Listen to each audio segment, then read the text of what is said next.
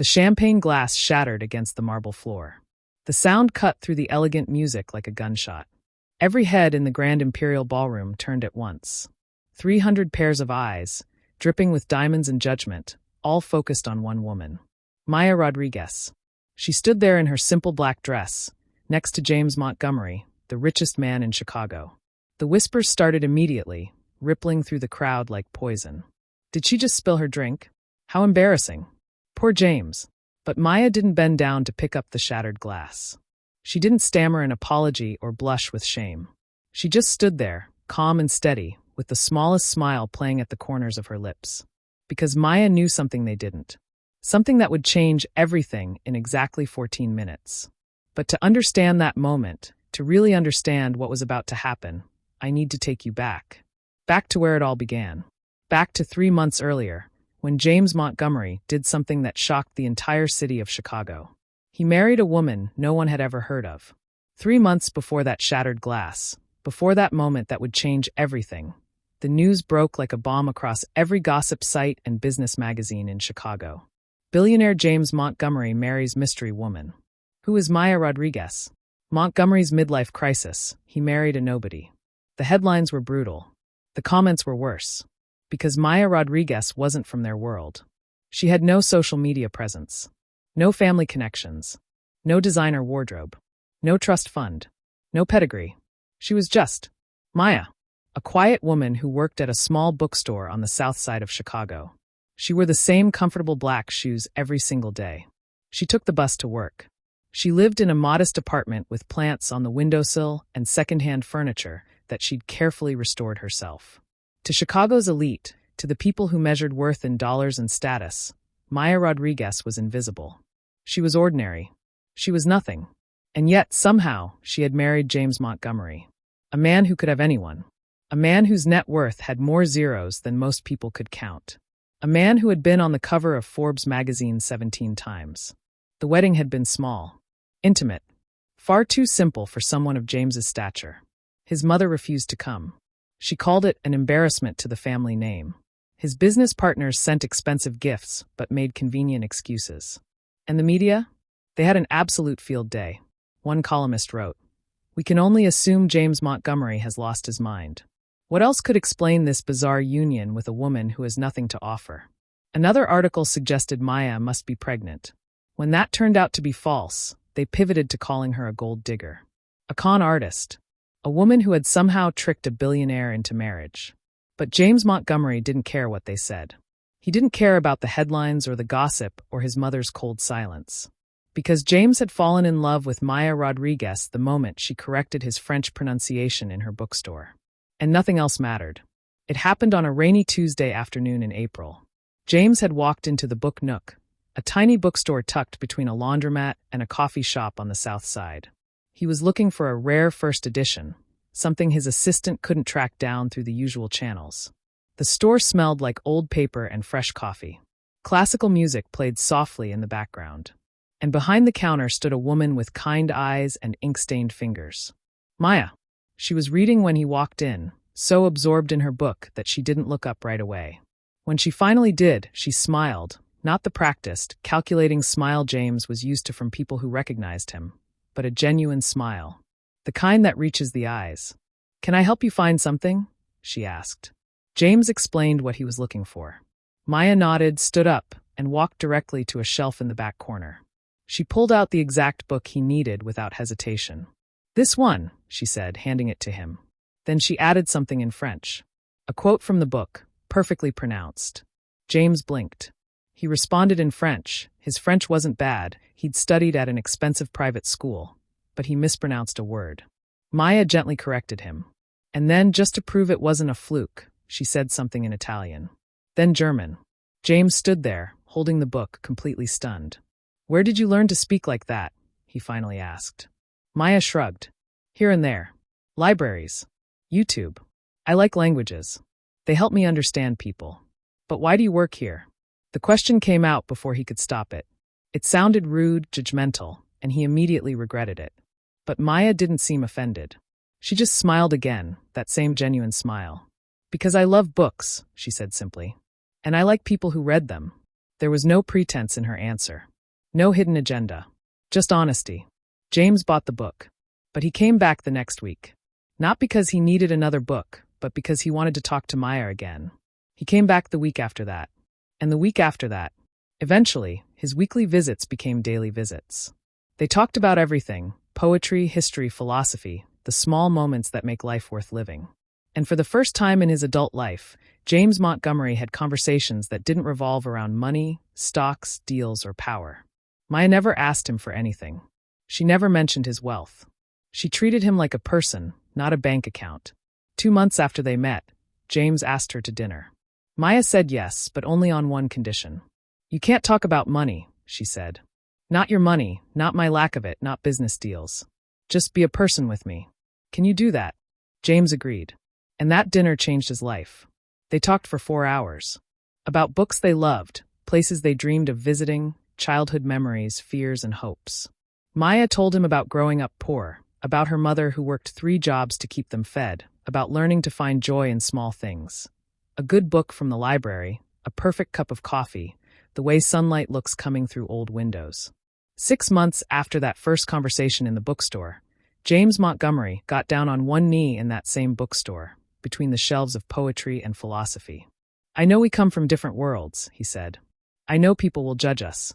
I know it won't be easy. But I love you, Maya. I love who you are. And I don't want to spend another day without you." Maya said yes. And the world, predictably, lost its mind. Now, 3 months after the wedding, Maya stood in the Grand Imperial Ballroom for the annual Montgomery Foundation Gala. This was the event of the year. The one where Chicago's most powerful people gathered to see and be seen. Politicians rubbed shoulders with celebrities. Old money families compared jewelry and judged each other's designer gowns. Everyone who mattered was there. And they were all staring at Maya. She wore a simple black dress. Elegant, well-fitted, but nothing flashy. No designer label. No excessive jewelry, just her wedding ring. Her hair was pulled back in a simple style. She looked beautiful. But she didn't look like she belonged. Or at least, that's what they thought. "Is that what she's wearing?" A woman in diamonds whispered loudly to her friend. "I wouldn't be caught dead in something so plain." "Well, what did you expect?" her friend whispered back. "She works in a bookstore. I doubt she knows what real fashion looks like." Maya heard them. She was meant to hear them. That was the point. James stood beside her, his jaw tight with anger. He squeezed her hand gently. "Are you okay?" he asked softly. "I'm fine," Maya replied. And she meant it. Her heart was pounding, yes. Her palms were a little sweaty, yes. But she was fine. Because she had known this night would be hard. James had warned her. His world was cruel. His people were sharks in expensive clothing. But Maya had agreed to come anyway. Because she loved James. Because she refused to hide. And because she had a plan. The evening started with cocktails. Maya stood next to James as person after person came to greet him. They shook his hand enthusiastically. They kissed his cheek. They laughed at his jokes. And they looked at Maya like she was a stain on his expensive suit. Then Victoria Sterling approached.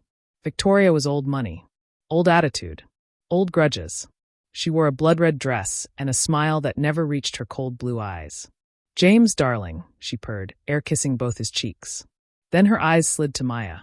"I didn't realize you were bringing a guest." "This is my wife, Maya," James said firmly, his hand moving to the small of Maya's back. Victoria's smile didn't waver, but her eyes went even colder. "Oh, of course. How lovely." She looked Maya up and down slowly, deliberately. "You must be so proud, dear. Landing a man like James. It's like winning the lottery, isn't it?" The insult was wrapped in politeness, but it was still an insult. Everyone nearby heard it. Some looked away, embarrassed. Others leaned in, eager for drama. Maya smiled politely. "Something like that." Victoria laughed, a sharp, brittle sound like breaking glass. "Well, enjoy it while it lasts, dear." She walked away, her heels clicking on the marble floor like little hammers. James's jaw was so tight Maya could hear his teeth grinding. "I'm so sorry." "Don't be," Maya said calmly. "I expected this." But it got worse. At dinner, Maya was seated at the main table. Right next to James, as his wife should be. But across from them sat Gregory Hamilton, a real estate tycoon with a cruel streak and too much power. Next to him was his wife Barbara, who treated cruelty like a competitive sport. Also at the table Senator Paul Davis and several other powerful figures who looked at Maya like she was a fascinating science experiment. The first course arrived. Small talk circled the table. And then Barbara struck. "So, Maya," she said, dabbing her lips with her napkin. Her diamonds caught the light. "What is it that you do?" It was a trap. A simple question with teeth. "I work at a bookstore," Maya said simply. Barbara blinked. Then smiled. "Oh, how quaint." "It's honest work," Maya replied. "Of course it is," Barbara said quickly, her voice dripping with fake sweetness. "I just meant, well, it must be quite an adjustment, going from that to all of this." She waved her hand at the ballroom, at the chandeliers, at the wealth dripping from every corner. "It's different," Maya admitted. "I'm sure it is," Barbara said.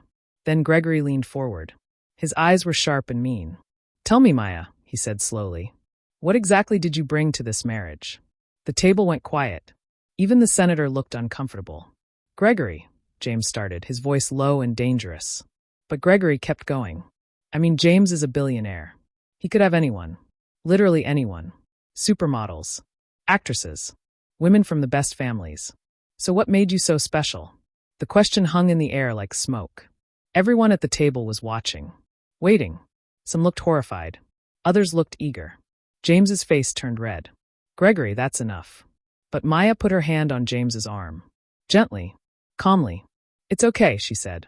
Then she looked directly at Gregory Hamilton. Her eyes were steady. Her voice was clear.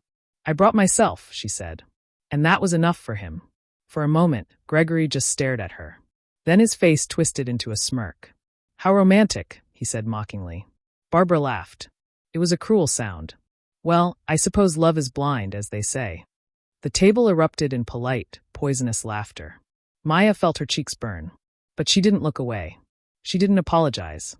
She didn't shrink. She just took a sip of water and smiled. Because she knew. She knew what was coming next.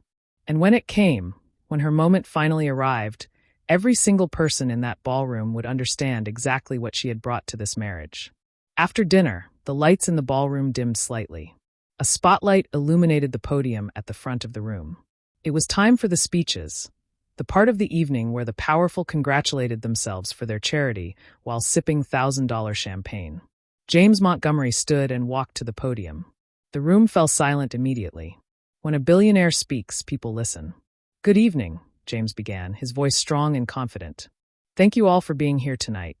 The Montgomery Foundation has always been about creating opportunities, about building bridges, about making the world a little bit better than we found it." Polite applause rippled through the room. "This year," James continued, "we're launching something special. A global literacy program that will bring books and education to children in 12 different countries. Children who don't have access to libraries. Children who've never owned a book of their own. Children who deserve a chance to learn, to grow, to dream." More applause. Heads nodded.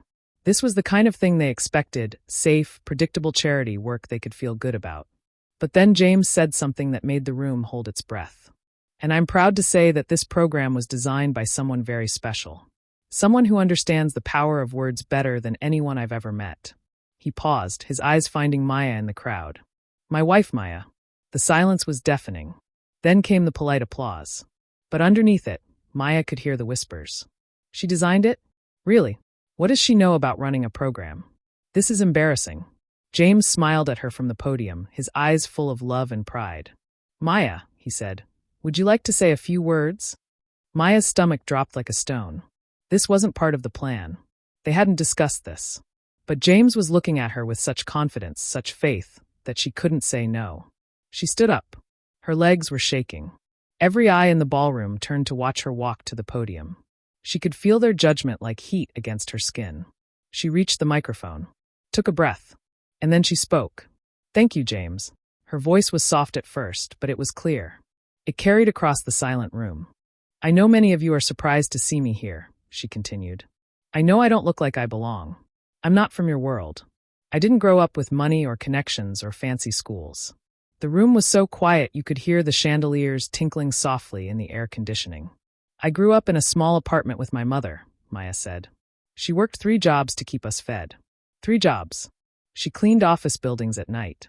She waited tables during the day. She did laundry for our neighbors on weekends. And still, at the end of every month, We had to choose between paying the electric bill or buying groceries. People shifted uncomfortably in their seats. This wasn't the kind of speech they were used to at these events. My mother couldn't afford to send me to college, Maya continued. She could barely afford to keep me in school at all. But she taught me something more valuable than any degree. She taught me that knowledge is free if you're willing to work for it. Maya paused, looked around the room, saw confusion on some faces, curiosity on others. I spent my childhood in libraries, she said. Every day after school, I would go to the public library and I would read. Everything I could get my hands on. History, science, poetry, philosophy, and languages. Her voice grew stronger now. I taught myself French from old textbooks I found in the discount bin. I learned Italian by watching cooking shows and repeating every word. I studied German through free online courses. Spanish from my neighbors who were patient enough to correct my mistakes. Mandarin from YouTube videos I watched on my phone. The whispers had stopped. People were actually listening now. Not because I wanted to impress anyone, Maya said, but because I wanted to understand the world. I wanted to connect with people. I wanted to learn. And I discovered that education isn't something you buy. It's something you earn. One word at a time. One book at a time. One conversation at a time. She paused, her hands gripping the sides of the podium. And that's what this program is about, she said, her voice full of emotion now. Giving kids like me a chance. Kids who don't have money or connections. Kids who just need a book and a dream. Because I know what it's like to be those kids. I was those kids. The applause was louder this time. But Maya wasn't finished. She looked directly at the table where Gregory and Barbara sat. Where Victoria Sterling sat with her cold eyes. Where all the people who had judged her were watching. I know some of you think I married James for his money, Maya said. Her voice was steady. Strong. I know you whisper about me when you think I can't hear. I know you call me a gold digger. A charity case. A nobody who got lucky. The room held its breath. And honestly, Maya said, I don't care what you think. Gasps rippled through the crowd. Because I know the truth, Maya continued. I know who I am. I know what I bring to this marriage. Not money. Not status. Not family connections. But love. Real love. Respect. Partnership. A relationship built on something real, not just bank accounts and business deals. She stepped back from the microphone. The room was completely silent for 3 full seconds. And then the applause began. Not polite applause this time. Real applause. Genuine. Some people stood up. Then more. Then the entire room was on its feet. Maya walked back to her seat with shaking legs. As she sat down, James took her hand and squeezed it tight. That was perfect, he whispered. But the night wasn't over. In fact, it was just beginning. After the speeches, the gala moved into what they called the networking hour. This was where the real business happened. Where deals were made. Where alliances were formed. Where reputations were built or destroyed with a few whispered words. Maya stood near the champagne table, trying to catch her breath after the speech, when Victoria Sterling approached. The woman's red dress seemed even brighter now, like fresh blood. That was quite a speech, Victoria said, her voice like ice wrapped in silk. Very inspiring. Very emotional. Thank you, Maya said simply. Victoria leaned in closer. But let's be honest, dear. You can give all the speeches you want. You can talk about books and dreams and love. Her lips curled into a cruel smile. But you'll never be one of us. You'll always be the poor girl who got lucky. Maya looked at her. Really looked at her. And then she smiled. You're right, Maya said. Victoria blinked, surprised. What? You're right, Maya repeated. I'll never be like you. Victoria's eyes narrowed dangerously. Excuse me? I said you're right. I'll never be like you. I'll never look down on people just because they have less money than me. I'll never treat someone like garbage just because they didn't grow up in a mansion. I'll never measure someone's worth by their bank account. Maya's smile didn't waver. And I'll never forget where I came from. Victoria's face turned red. She opened her mouth to respond, but before she could speak, a voice interrupted them. A voice speaking rapid French. Excusez-moi, Madame Sterling. J.E. Church, Madame Blackwell. Say urgent. Both women turned. The French ambassador stood there, looking frustrated and slightly desperate. He had been trying to get Victoria's attention all evening. He needed help with a diplomatic issue. But she had been too busy gossiping to notice. Victoria stared at him blankly. Her mouth opened and closed like a fish. I don't, she stammered. The ambassador sighed heavily and turned to Maya, repeating his question in French. Maya responded immediately, fluently, perfectly. Bien sûr, monsieur l'ambassadeur. Comment puis-je vous aider? The ambassador's face lit up like sunrise. He launched into a complex explanation in rapid French. Maya listened carefully, asked clarifying questions, and within 2 minutes had not only understood his problem but offered a solution. "Oh, Madam Blackwell," the ambassador said, switching to English with obvious relief. "You are a gift from heaven. Thank you so much." Maya smiled warmly. "You're very welcome. If you need anything else, please don't hesitate to ask." As the ambassador walked away, Maya turned back to Victoria. The woman was standing there with her mouth hanging open, her face pale. Maya smiled one more time. "Excuse me," she said politely. And she walked away, leaving Victoria standing alone by the champagne table. But that was just the beginning. Over the next hour, something extraordinary happened. Something that would be talked about in Chicago's social circles for years to come. The Italian trade minister approached James to discuss a potential deal. The conversation was going well until the minister switched to Italian, assuming James would understand. James hesitated. His Italian was rusty. Maya stepped in smoothly. She spoke with the minister in flawless Italian for 10 minutes, discussing trade policy, cultural exchange, and economic partnerships. The minister was so impressed he insisted on taking a photo with her. Then the Spanish consul arrived with his wife. They were struggling to communicate with some of the other guests. Maya spoke with them in perfect Spanish, making them feel welcome and comfortable. They stayed by her side for 20 minutes, laughing and talking like old friends. A group of European investors huddled in the corner, speaking German and looking frustrated. Maya approached them politely and asked in German if she could help.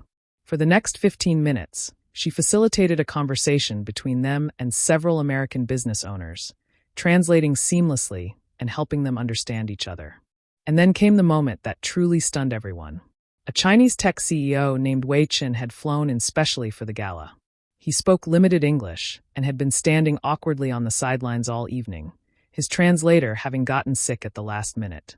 Maya saw him standing alone. She walked over and greeted him in Mandarin. His face transformed. They talked for nearly half an hour in rapid, fluent Mandarin, discussing technology, innovation, education, and cultural differences. By the end of the conversation, Wei Qin was laughing and shaking her hand enthusiastically. "Mrs. Montgomery," he said in halting English, wanting everyone nearby to hear, "you are the most impressive person I have met in America." And everyone was watching now. The entire ballroom had gone quiet.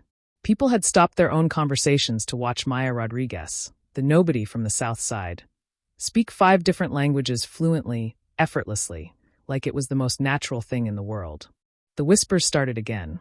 But this time they were different. Did you hear her speak Mandarin? It was flawless.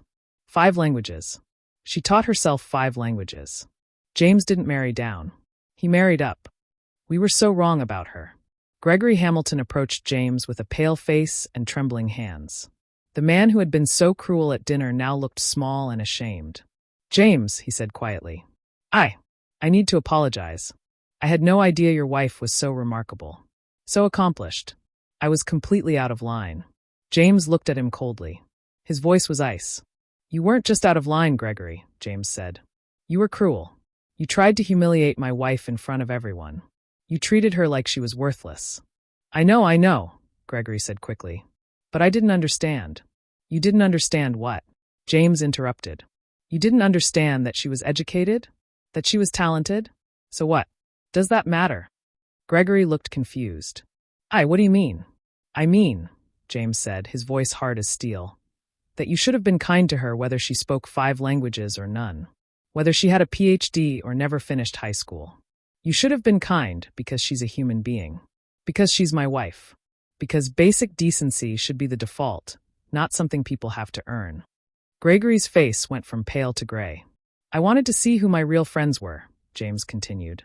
"I wanted to see who would be kind to Maya when they thought she was nobody. When they thought she had nothing to offer. Because that tells me everything I need to know about someone's character." "James, please. The $50 million deal we were discussing?" James said. "Consider it cancelled. I don't do business with people who lack basic human compassion." Gregory's deal, the one that would have saved his struggling company, was cancelled the next morning. The email was short and final. Barbara Hamilton tried to apologize to Maya near the end of the evening. She approached with tears in her eyes, her voice shaking. "Maya, dear, I'm so sorry," she said. "I didn't know you were so educated, so accomplished. If I had known—" Maya held up her hand, stopping her. "If you had known," Maya said quietly. "That's the problem right there, Barbara. You're saying you're sorry because you found out I'm educated. But what if I wasn't? What if I had never learned languages? What if I really was just a simple bookstore worker with no special talents?" Barbara looked confused. I don't understand. Would I deserve kindness then?" Maya asked. "Do people only deserve respect if they're accomplished? If they're educated? If they're impressive?" Barbara had no answer. She opened her mouth, but no words came out. "What about kindness just because we're all human?" Maya continued softly. "What about treating people with dignity just because it's the right thing to do?" Barbara's tears fell silently. She walked away without another word. By the end of the night, the entire ballroom understood what had happened. Maya Rodriguez wasn't some poor girl who had gotten lucky. She was brilliant. She was resilient. She was self-made in the truest sense of the word. She had built herself from nothing while most of them had inherited everything. And they had judged her. They had been cruel. And now they had to live with that shame. As the gala finally ended, Maya and James stood on the balcony overlooking the city. The Chicago skyline stretched out before them, lights twinkling like earthbound stars. The cool night air felt wonderful after hours in the stuffy ballroom. "You were incredible tonight," James said, pulling her close. "I was just being myself," Maya said, leaning into his warmth. "I know," James whispered, kissing the top of her head. "That's why you were incredible." Maya looked up at him. "Did you really cancel Gregory's deal?" "I did.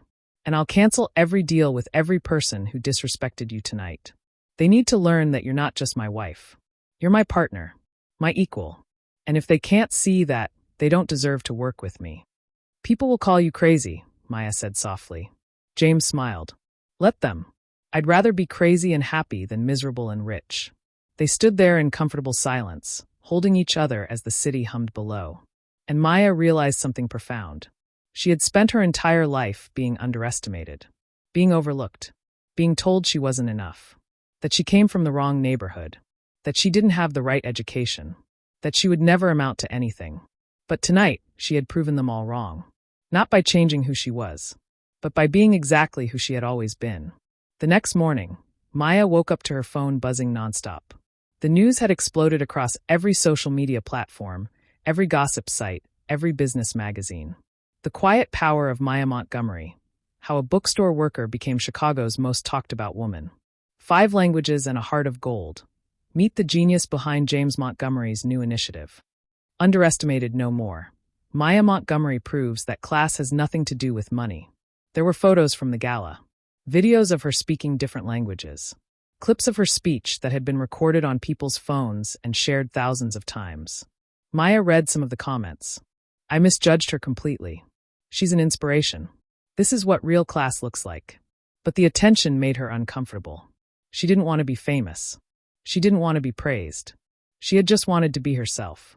3 days later, something arrived that changed everything. A letter. It was handwritten on lined notebook paper, the kind kids use in school. The envelope had been carefully addressed in blue pen. No return address. Maya opened it with curious fingers. Inside was a letter from a 12-year-old girl named Lisa who lived on the south side of Chicago. The letter said, "Dear Mrs. Montgomery, I saw you on the news. I saw the video of you at that fancy party, and I saw how those rich people treated you. They were mean. They laughed at you. They thought you didn't belong. But then I saw what happened after. I saw you speak all those languages. I saw you prove them wrong. And I saw that you didn't let them break you. I'm like you, Mrs. Montgomery. I'm poor. I live in a tiny apartment with just my mom. Kids at school make fun of me because I don't have nice clothes. They say I'm stupid because my family doesn't have money. They say I'll never be anything. But after seeing you, I realized something. It doesn't matter what they think. I'm going to learn. I'm going to work hard. I'm going to read every book I can find. And one day, I'm going to prove them all wrong, just like you did.